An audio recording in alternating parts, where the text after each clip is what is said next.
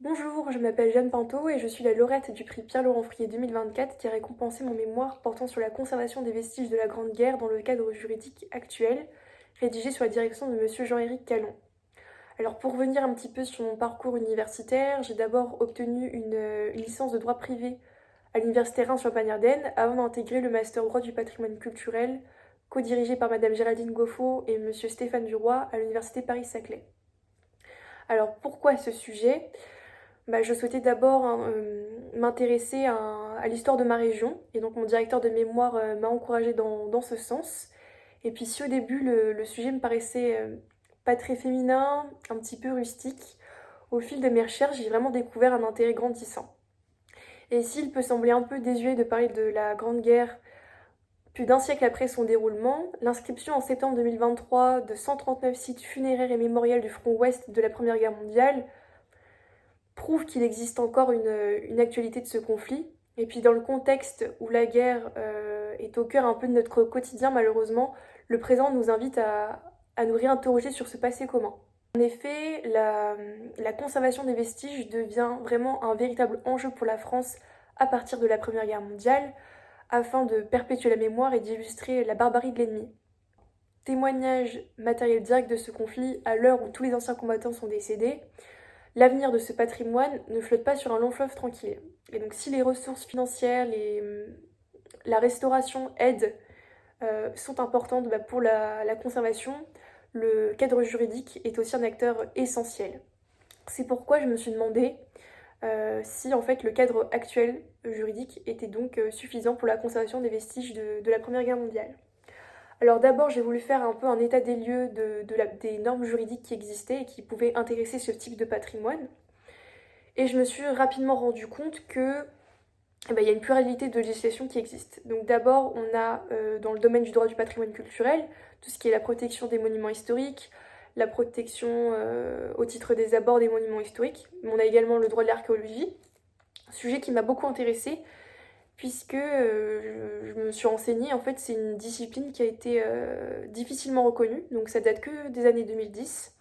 Et puis c'est plus par devoir de mémoire que par véritable intérêt archéologique que elle intervient.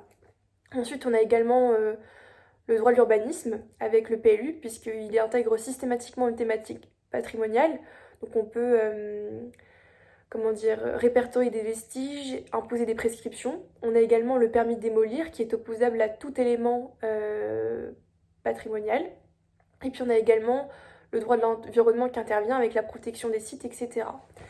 Donc au final, on a quand même beaucoup de législation qui s'applique.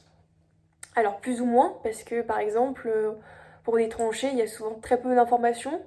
Et donc dans ces cas-là, on peut quand même implanter des constructions, comme ça fut le cas pour la ZAC d'Actipark à Arras. Au final, les vestiges bénéficient d'un cadre juridique assez riche, en tout cas très hétéroclite.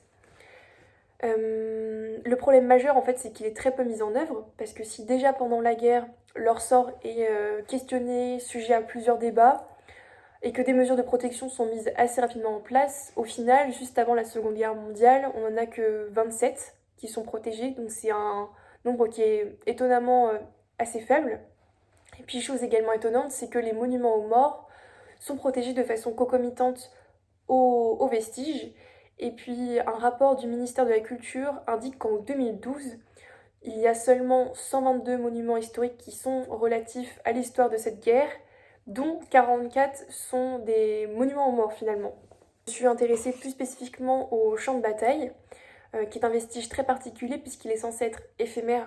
En effet, on construit une tranchée pour se protéger des tirs, mais quand une fois que la guerre est finie, on n'a plus besoin de se protéger, donc c'est censé disparaître. Et pourtant, c'est un vestige qui bénéficie de plusieurs législations. Donc ça peut être le PLU, la protection au titre des monuments historiques, la protection des sites avec le droit de l'environnement, il y a aussi l'archéologie qui intervient, donc il y a plein de choses qui interviennent.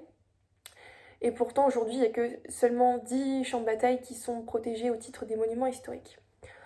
Au final, ce qu'il faut retenir, c'est le cadre juridique, il est suffisant. Alors, même s'il n'est pas très digeste, parce qu'il y a des législations qui s'alternent ou qui se superposent entre elles, en tout cas, il est urgent d'utiliser ce cadre plus souvent, notamment dans le droit de l'archéologie, tout en ayant en tête qu'il est impossible et inutile de conserver l'entièreté de ce patrimoine. Surtout, en fait, la conservation des vestiges, elle ne peut être pérenne sans perpétuer la mémoire et éduquer les générations actuelles et futures. Voilà, je tiens à réitérer mes remerciements à la Fédération Patrimoine Environnement pour l'organisation donc, des journées juridiques du patrimoine et du prix Pierre-Laurent Friet. Je ne m'attendais pas du tout à recevoir ce prix, c'est une journée que je n'oublierai pas. En ce qui concerne mes projets futurs professionnels, j'ai souhaité élargir mes compétences en intégrant une autre formation. Et donc je suis actuellement à l'école des ponts et chaussées en master aménagement et maîtrise urbaine. Je découvre les clés pour savoir aménager le territoire en intégrant les questions de transition écologique et d'équité sociale. Et j'aimerais plus tard utiliser ces connaissances au service du patrimoine. En tout cas, pour le moment, je souhaiterais travailler au service de la protection du patrimoine militaire en m'investissant par exemple au sein du service de la mémoire, de la culture et des archives du ministère des Armées, ou être juriste au sein du musée de l'armée ou dans des associations ou des fondations. En tout cas, le travail du mémoire m'a fait découvrir une certaine affection pour l'écriture et continuer en parallèle dans cette voie me conviendrait tout à fait. Et merci pour votre écoute.